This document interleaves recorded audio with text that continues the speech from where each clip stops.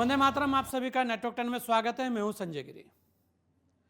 महाराष्ट्र के विधानसभा चुनाव पर हर किसी की नजर थी और इस बार वहां ऐतिहासिक जीत हुई है और नतीजे तो सबको पता ही है कि क्या नतीजे रहे हैं। मतलब ऐसा लगा कि सुनामी आ गई भारतीय जनता पार्टी की। महाराष्ट्र के नतीजों के बाद भारतीय जनता पार्टी और उसके सहयोगियों का जो मनोबल है वो बढ़ा हुआ है, खासकर शिवसेना का। जी हां, शिवसेना, शिंदे शिवसेना और अजित पवार का, क्योंकि दोनों ही दल ऐसे दल थे जिनके बारे में यह कहा जा रहा था कि ये दल क्या वास्तव में खड़े हो पाएंगे, क्योंकि एक तरफ शरद पवार थे तो एक तरफ उद्धव ठाकरे थे। तो ऐसे में शिंदे और अजित पवार दोनों के लिए जो चुनौतियां थी वो बड़ी थी। हाँ, बीजेपी के लिए कहा जा रहा था कि बीजेपी कहीं ना कहीं प्लस में रह सकती है, लेकिन इस बार जो चुनाव हुआ उसमें सभी के गणित फेल हो गए। और महाराष्ट्र के ये जो गणित फेल हुए हैं, इसे लेकर बहुत सारे लोगों के मन में सवाल भी होंगे कि आखिर ऐसा क्या हुआ, आखिर क्यों इस तरीके के रिजल्ट आए। बड़े चौंकाने वाले रिजल्ट है।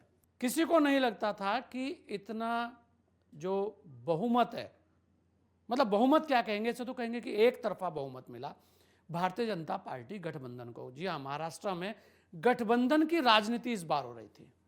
शरद पवार, उद्धव ठाकरे और कांग्रेस एक तरफ थे। मतलब या ये कहा जाए शिवसेना, एनसीपी और कांग्रेस, शिवसेना, एनसीपी और भारतीय जनता पार्टी। और इस चुनाव में यह भी कहा जा रहा था कि यह चुनाव बहुत सारे लोगों का भविष्य भी तय करेगा और 4 दलों का भी भविष्य ये चुनाव तय कर रहा था और ऐसा ही हुआ। देखिए, शिवसेना से टूटकर एक और शिवसेना बनी।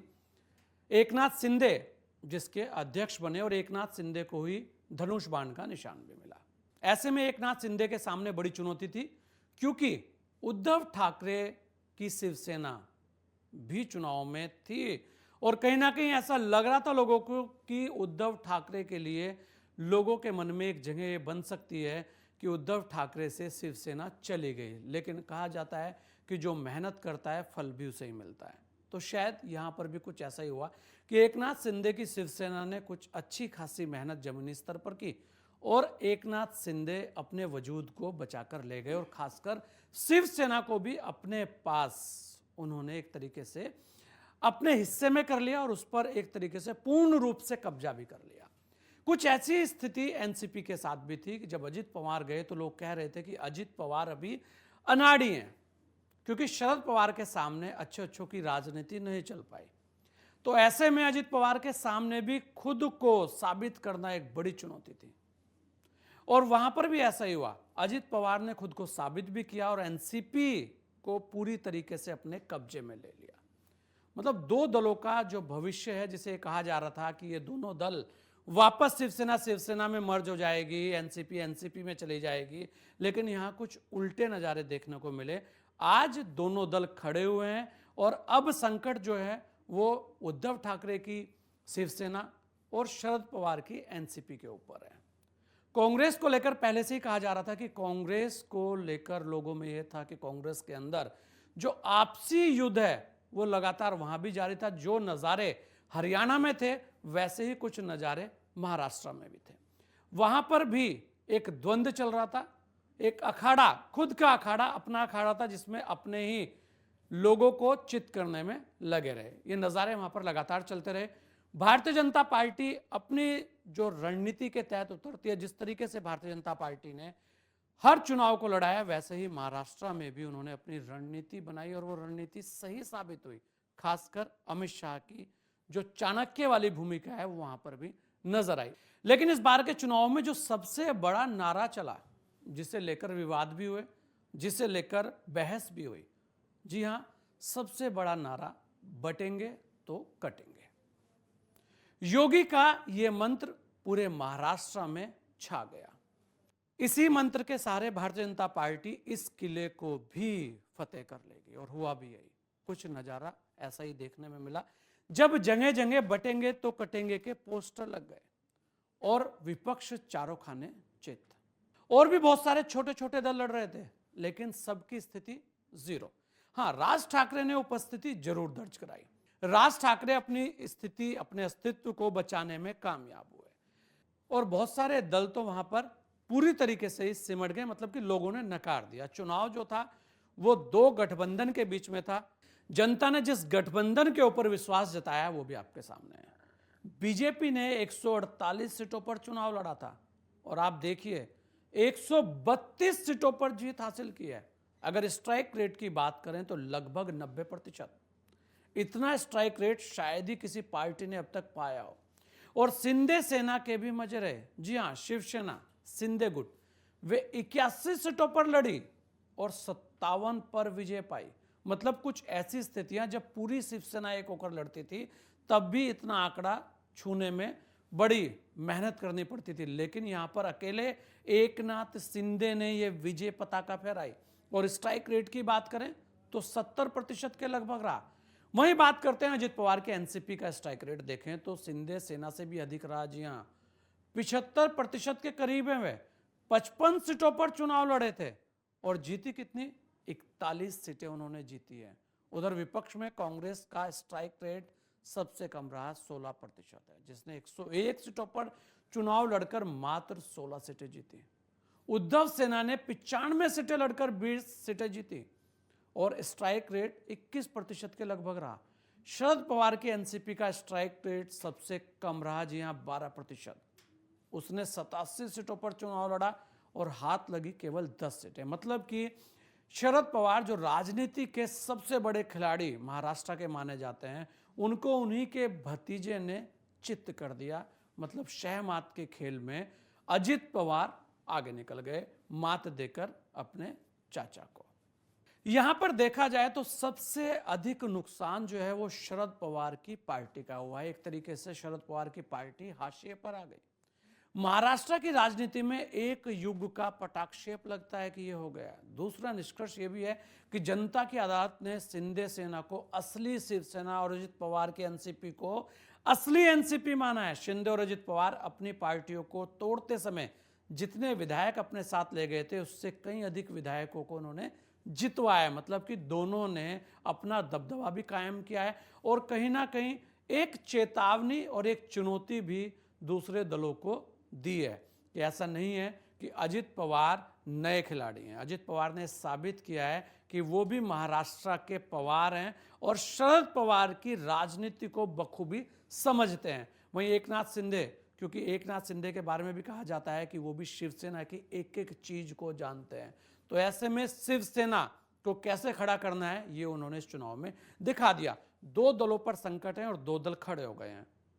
महाराष्ट्र में शिवसेना उद्धव ठाकरे के ऊपर संकट के बादल, एनसीपी शरद पवार के जो पार्टी है उसके ऊपर संकट के बादल। वहीं अजित पवार और एकनाथ शिंदे पूरी तरीके से फिट। लेकिन यहां पर बहुत सारे लोगों की नजरें हैं कि आखिर मुख्यमंत्री बनेगा तो कौन बनेगा। कहा तो यह भी जा रहा था कि एकनाथ शिंदे ने अपने नेतृत्व में जो चुनाव लड़ाया है तो कहीं ना कहीं सभी को विजय हासिल हुई है तो उनको ही दोबारा से ताजपोशी कर दी जाए।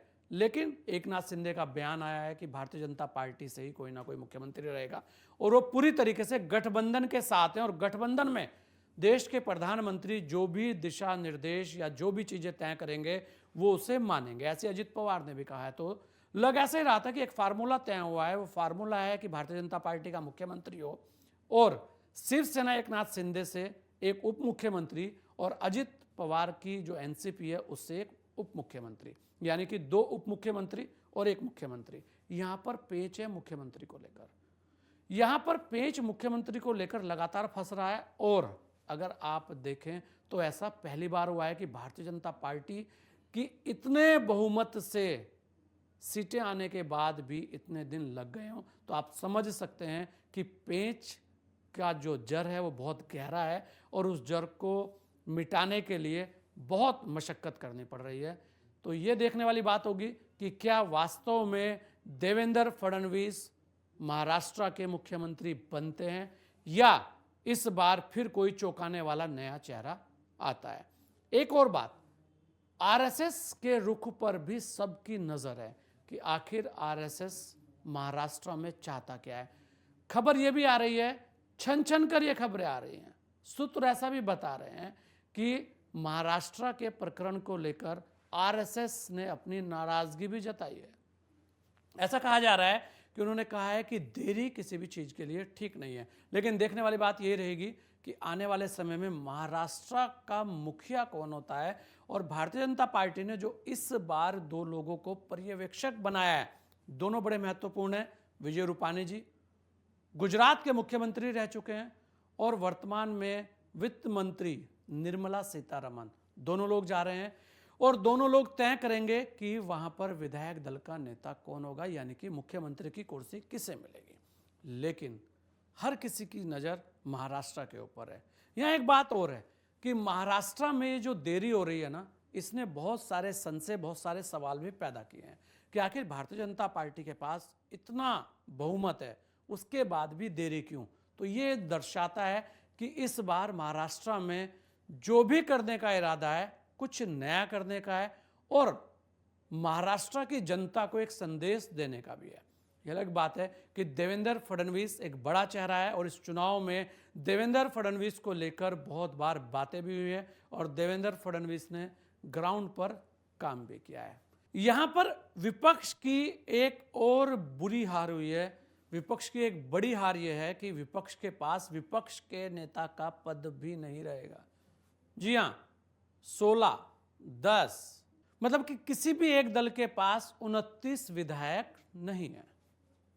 किसी भी एक दल के पास 29 विधायक नहीं है, जिस कारण नेता प्रतिपक्ष का पद भी किसी को नहीं मिलेगा। अब देखने वाली बात यह होगी कि नियमानुसार तो यह पद किसी के पास नहीं रहेगा, लेकिन उसके बाद भी क्योंकि विपक्ष का नेता होना भी जरूरी है और विपक्ष मजबूत होना भी बहुत जरूरी है, तो ऐसे में देखने वाली बात यह भी रहेगी कि इस पद पर किसकी ताजपोशी होती है। क्या शिवसेना से या एनसीपी से या कांग्रेस से कोई इस पद पर आएगा। लेकिन अभी तो इस पद पर भी क्वेश्चन मार्क लगा हुआ है। महायुति की जो छप्पर फाड़ जीत है, अगर उस पर देखें तो कुछ योजनाएं थी जिन्होंने इस बार चुनाव में बहुत कुछ किया, जैसे लाडली बहना, हिंदुत्व के वोटों का ध्रुवीकरण, लोकसभा चुनाव जैसी तटस्थता छोड़कर संघ के जो स्वयं सेवक थे उन्होंने पूरी शक्ति के साथ इस बार महाराष्ट्र में काम किया। महायुति के घटक दलों का परस्पर सामंजस्य और गजब का समन्वय, ओबीसी फैक्टर पर संघ ने कहीं ना कहीं विजय पाई। उसके अलावा आरक्षण का जो मुद्दा चला था, जो लोकसभा चुनाव में था, वो भी इस बार निष्प्रभावी रहा, मतलब कि किसी ने उसे किसी भी तरीके से नहीं लिया। और विपक्षी जो थे वो आपसी लड़ाई में अंत तक लड़ते रह गए। एक और था कि लगातार ऐसा कहा जा रहा था कि मुस्लिम वोटिंग का असर बड़ा हो सकता है, लेकिन इस बार मुस्लिम वोटर भी तितर बितर हो गया। मतलब कि सीधा सीधा था कि इस बार के चुनाव में भारतीय जनता पार्टी की किस्मत उनके साथ थी और जो ग्राउंड पर रणनीति बनी। अब देखने वाली बात यही रहेगी कि महाराष्ट्र में जो 2 मुख्यमंत्री हैं वो कौन होते हैं और किसके पास कौन कौन सा विभाग जाता है। देवेंद्र फडणवीस के सिर पर सजेगा ताज या कोई और करेगा महाराष्ट्र में राज, ये तो आने वाला समय ही बताएगा। लेकिन आपकी राय क्या है और आप क्या सोचते हैं महाराष्ट्र को लेकर, अपनी राय अवश्य में दीजिएगा, क्योंकि आपकी राय भी बड़ा महत्व रखती है। इस विशेष पेशकश में इतना ही दीजिए मुझे इजाजत। जय हिंद।